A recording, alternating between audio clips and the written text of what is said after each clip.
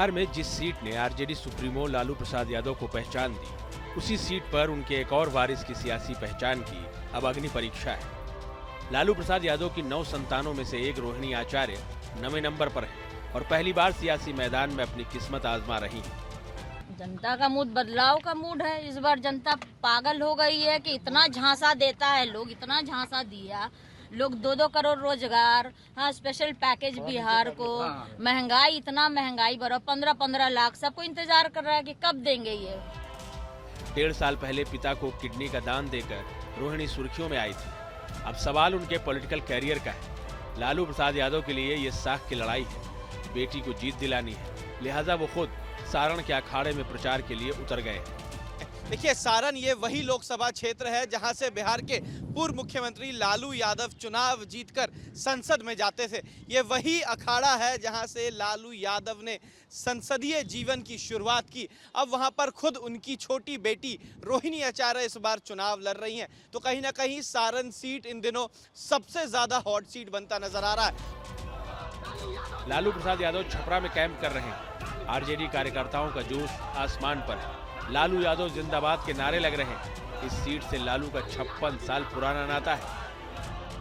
यहां से लालू प्रसाद 4 बार सांसद रहे हैं। साल 1977 में पहली बार लालू प्रसाद यादव इसी इलाके से लोकसभा चुनाव जीतकर संसद पहुंचे थे। ये सीट उस वक्त छपरा लोकसभा सीट कहलाती थी। साल 2004 में लालू प्रसाद यादव ने बीजेपी के राजीव प्रताप रूडी को हराया था। लालू प्रसाद यादव ने आखिरी बार इस सीट से साल 2009 में लोकसभा चुनाव जीता था। उस वक्त भी लालू का मुकाबला राजीव प्रताप रूडी से ही था। लालू के चुनाव प्रचार में नहीं उतरने पर उनके विरोधी सवाल उठा रहे थे, लेकिन अब उन सवालों पर लालू ने विराम लगा दिया है। और सारण उनकी कर्म भूमि रही है, हमेशा से लोगों ने वहाँ आशीर्वाद दिया है, लोगों की मांग थी, चाहत थी, तो उनके बीच लालू जी आए।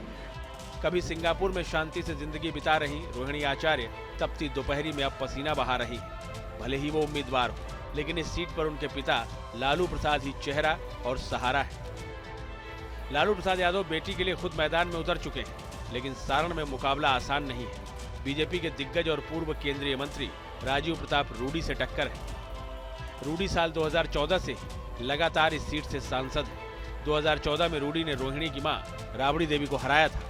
2019 में लालू प्रसाद के समधी चंद्रिका राय की रूडी के हाथों इसी सीट से हार हुई थी। रूडी 4 बार से सारण सीट से सांसद रह चुके हैं। 5वीं बार सांसद बनने के लिए रूडी जमकर मेहनत कर रहे हैं। और मैं यही हूँ, हारता हूँ तो भी यही हूँ, जीतता हूँ तो भी यही हूँ। लेकिन प्रत्याशी जो आते हैं वो अपना पता बताना चाहते हैं, तो उन लोगों से कई बार लोग पूछ रहे हैं कि आपका पता क्या है। रूडी जी का पता तो अमनौर में है, आपका पता कहाँ का है?